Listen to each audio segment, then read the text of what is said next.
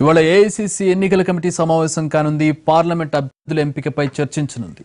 తెలంగాణలో మెజార్టీ సీట్లలో అభ్యర్థుల పేర్లు కొలికి వచ్చే ఛాన్స్ ఉంది.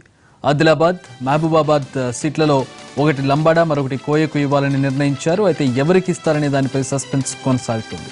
అటు ఎస్సీ నియోజకవర్గాలపై కూడా చర్చ జరగనుంది. వరంగల్, నాగర్ కర్నూలులో ఒకటి మాల, ఇంకొకటి మాదిగ సామాజిక వర్గానికి ఇవ్వాలని భావిస్తున్నారు. 10 నియోజకవర్గాల్లో 7 అభ్యర్థులపై స్పష్టత రానుంది.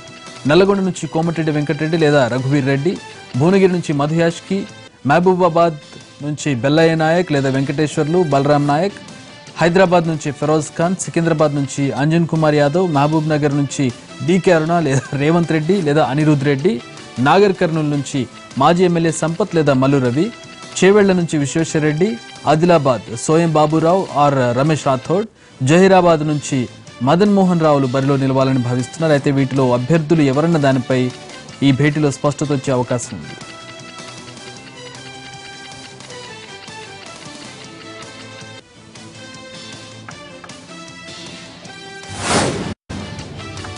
శంషాబాద్ సభలో మోడీపై ఫైర్ అయ్యారు రాహుల్ గాంధీ. వేల కోట్ల రూపాయలను అనిల్ అంబానీ దోచిపెట్టారని మండిపడ్డారు. రాఫెల్ డీల్లో మోడీ మధ్యవర్తిత్వంగా పనిచేశారని ఆరోపించారు కాంగ్రెస్ చీఫ్.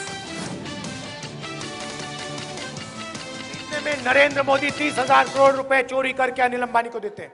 यूपीए की सरकार ने कहा था एचएएल को कॉन्ट्रैक्ट मिलेगा, हिंदुस्तान के युवाओं को रोजगार मिलेगा, राफेल हवाई जहाज हिंदुस्तान में बनाया जाएगा। 526 करोड़ रुपए का हवाई जहाज नरेंद्र मोदी ने 1600 करोड़ रुपए में खरीदा। वायुसेना की बात करते हैं, मगर उसी वायुसेना से 30,000 करोड़ रुपए चोरी करते हैं। अनिल अंबानी ने हवाई जहाज कभी नहीं बनाया। एचएएल ने मिग हवाई जहाज, सुखोई हवाई जहाज, मिराज हवाई जहाज, जैगुआर हवाई जहाज बनाया। हर रोज हम नरेंद्र मोदी के खिलाफ खड़े होकर उनके भ्रष्टाचार की बात करते हैं। మోడీ పేదల నుంచి డబ్బులు దోచుకుని నీరవ్ మోడీ లాంటి కొందరు పారిశ్రామికవేత్తలకు ముట్టజెప్పారని ఫైర్ అయ్యారు రాహుల్. ఆర్థిక నేరగాళ్లు దేశం దాటి వెళ్తుంటే చూస్తూ ఉన్నారే తప్ప ఏమీ చేయలేకపోయారన్నారు. జీఎస్టీ, నోట్ల రద్దు లాంటి పథకాలతో కొన్ని లక్షల మంది యువతను మోడీ రోడ్డున పడేశారని ఆరోపించారు. नरेंद्र मोदी जी के हिंदुस्तान में लाखों करोड़ रुपए नीरव मोदी, मेहुल चौकसी जैसे लोगों को जाता है और आपको नहीं मिलता है। नरेंद्र मोदी के हिंदुस्तान में नोटबंदी की जाती है, गब्बर सिंह टैक्स लागू किया जाता है और आपकी रीढ़ की हड्डी तोड़ी जाती है। करोड़ों युवाओं का नुकसान किया जाता है, उनसे रोजगार छीना जाता है। नोटबंदी के बारे में हम अब कुछ नहीं कर सकते, जो नुकसान होना था हो गया। नरेंद्र मोदी जी के हिंदुस्तान में టీఆర్ఎస్ నేతలు మోడీకి గులాంగిరి చేస్తున్నారని మండిపడ్డారు రాహుల్ గాంధీ. ఏనాడు మోడీని ప్రశ్నించలేదన్నారు. పెద్ద నోట్ల రద్దుతో వేలాది మంది ఉద్యోగాలు కోల్పోయినా మంచి నిర్ణయం అంటూ ప్రధానికే మద్దతుగా నిలిచారని విమర్శించారు కాంగ్రెస్ చీఫ్.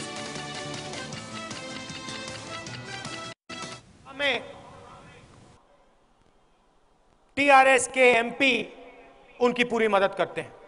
नोटबंदी की गई, तेलंगाना के चीफ मिनिस्टर कहते हैं बहुत अच्छा हुआ। पूरे देश में करोड़ों लोग बेरोजगार हुए, बहुत अच्छा हुआ। लोकसभा में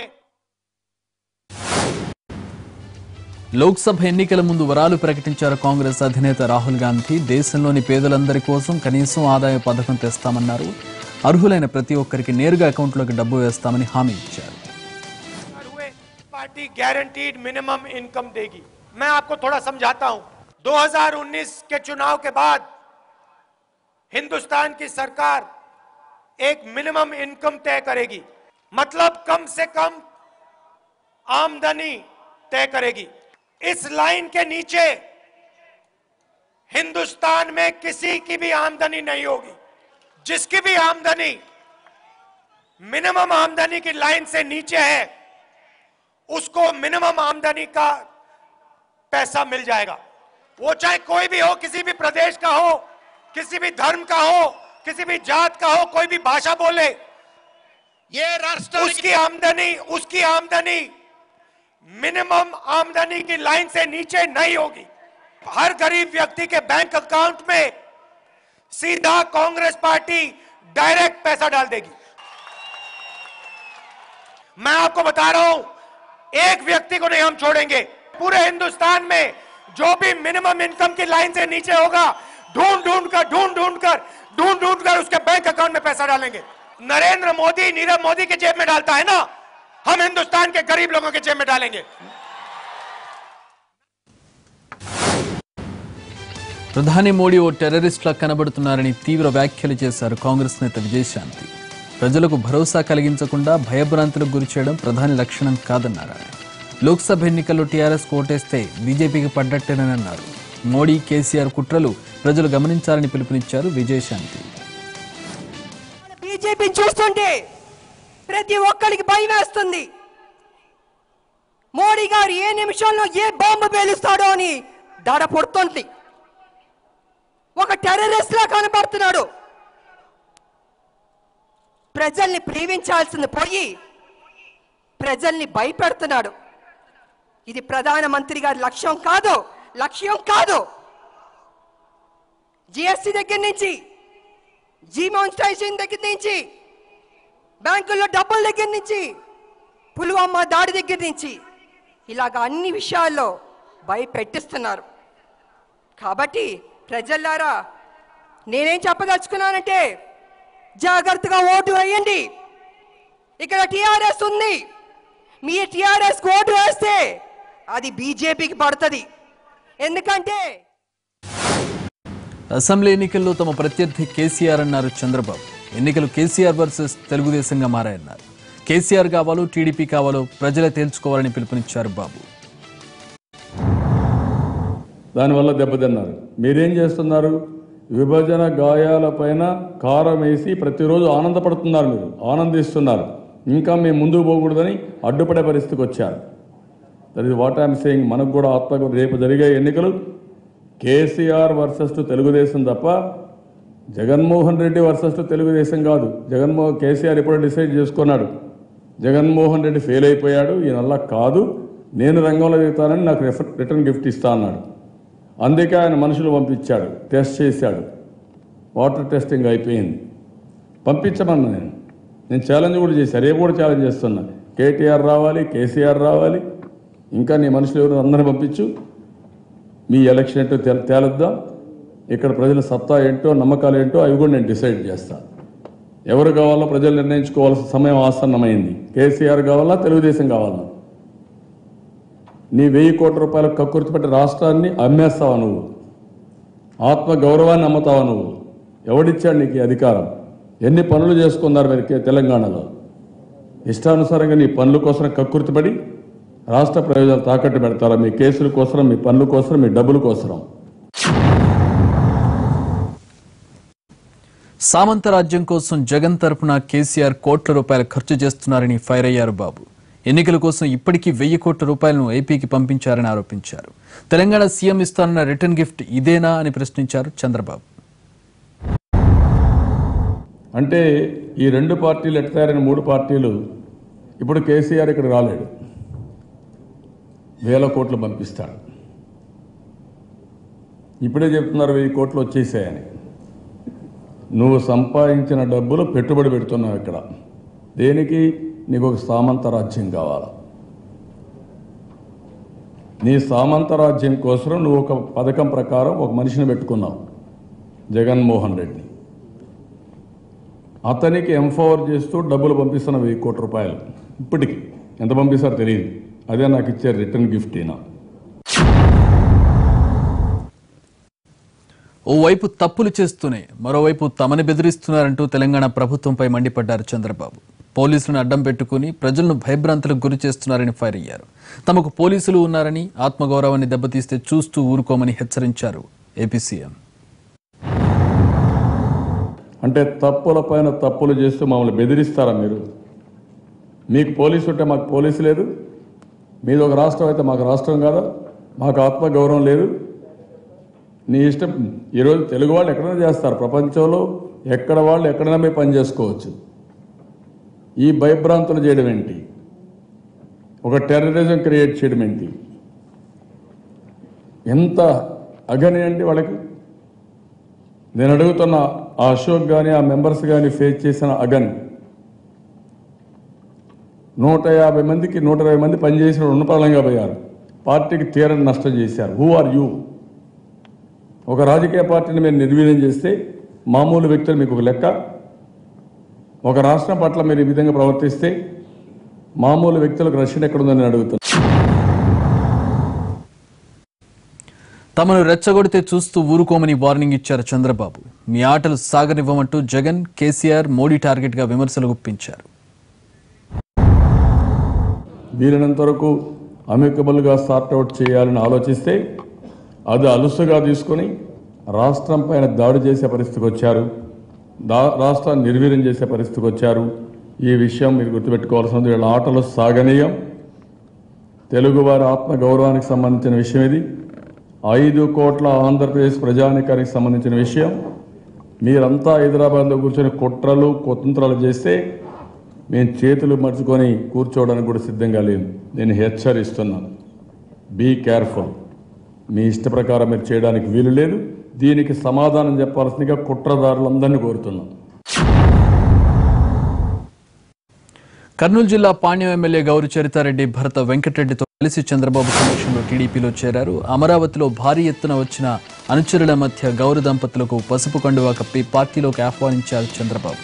ఓర్వకల్లు, కల్లూరు మండలాల్లోని చెరువులకు నీరందించాలని కోరారు. జిల్లా ప్రజలకు తాగునీటి అవసరాలు తీర్చేందుకు గుండ్లేరుకు శంకుస్థాపన చేసినందుకు ముఖ్యమంత్రికి గౌరు దంపతులు ధన్యవాదాలు తెలిపారు.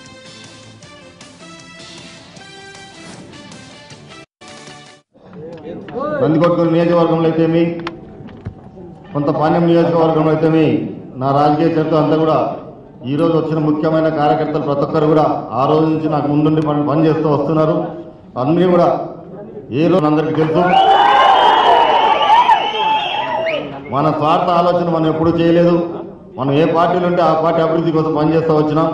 ఈ రోజు వరకు కూడా మనం ఎన్నో రకాలుగా ఆ కుటుంబానికి అండగా ఉండాలని, ఆ పార్టీకి అండగా ఉండాలని ఎన్నో రకాలుగా మనం ఉన్నాం, చేశాం.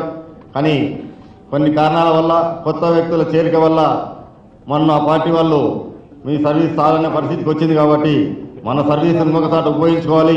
మన వల్ల ప్రజలకు న్యాయం చేయాలి. మన ప్రజల యొక్క కష్ట సుఖాలకు అన్ని రకాలుగా అండగా ఉండాలనే ఉద్దేశంతో ఈరోజు పార్టీ మారి చంద్రబాబు నాయుడు గారి సమక్షంలో వైసీపీలో వలసల పర్వం కొనసాగుతోంది. నిన్న అనుచరులతో కలిసి దాడి వీరభద్రరావు, ఆయన తనయుడు రత్నాకర్ జగన్ సమక్షంలో వైసీపీలో చేరారు. 2014లో వైసీపీని వీడి టీడీపీలో చేరిన ఆయన కొన్ని స్థానిక కారణాలతో వైసీపీని వీడానన్నారు. బాబు మాటలు నమ్మే స్థితిలో ప్రజలు లేరని, ఎన్నికల వేళ తాయిలాలు ప్రకటిస్తే ఎలా అని ప్రశ్నించారు ఆయన. మరోవైపు సైకిల్ దిగి ఫ్యాన్ గుటికి చేరారు గుంటూరు పశ్చిమ ఎమ్మెల్యే మోదుగుల వేణుగోపాల్ రెడ్డి. లోటస్ పాండ్లో ఆయన అభిమానులతో కలిసి జగన్ సమక్షంలో పార్టీ కండువా కప్పుకున్నారు. తనకు టీడీపీలో ఎన్నో అవమానాలు జరిగాయని, తట్టుకుని పనిచేసినా అన్యాయం చేశారని విమర్శించారు.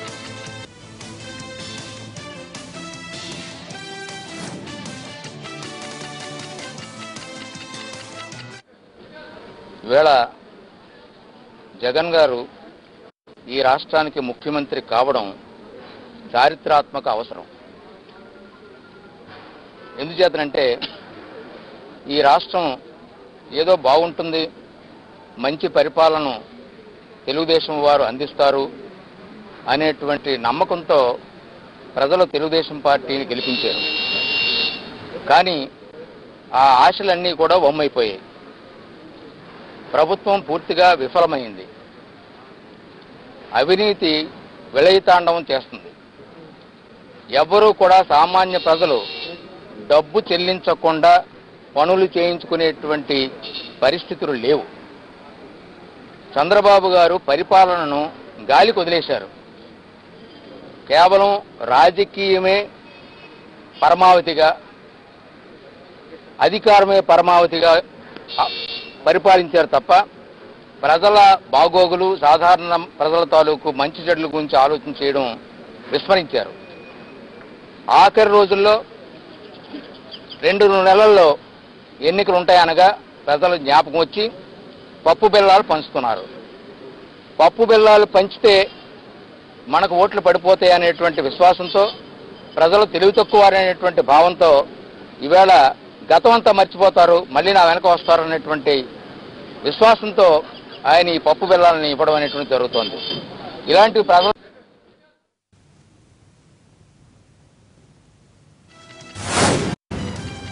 ఎమ్మెల్సీ ఎన్నికల ముందు కాంగ్రెస్ కు మరో షాక్ తగిలింది. నకరేకల్ ఎమ్మెల్యే చిరుమర్తి లింగయ్య పార్టీ వీడేందుకు డిసైడ్ అయ్యారు. త్వరలోనే టీఆర్ఎస్ లో చేరుతున్నట్లు ప్రకటించారు. అవసరమైతే ఎమ్మెల్యే పదవికి సైతం రాజీనామా చేస్తానని ప్రకటించారు. నల్గొండ అభివృద్ధి కేసీఆర్తోనే సాధ్యమని చెప్పారు. యాదాద్రి పవర్ ప్లాంట్ ప్రాజెక్టులను అడ్డుకోవడాన్ని వ్యతిరేకిస్తున్నట్లు తెలిపారు. అసెంబ్లీ ఎన్నికల్లో ఓడినా కూడా కాంగ్రెస్ నేతలో మార్పు రాలేదన్నారు చిరుమర్తి లింగయ్య.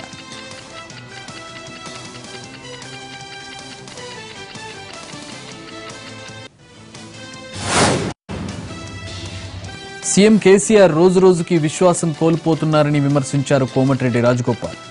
అధికారం డబ్బుతో కాంగ్రెస్ పార్టీ ఎమ్మెల్యేలను కొంటున్నారని మండిపడ్డారు.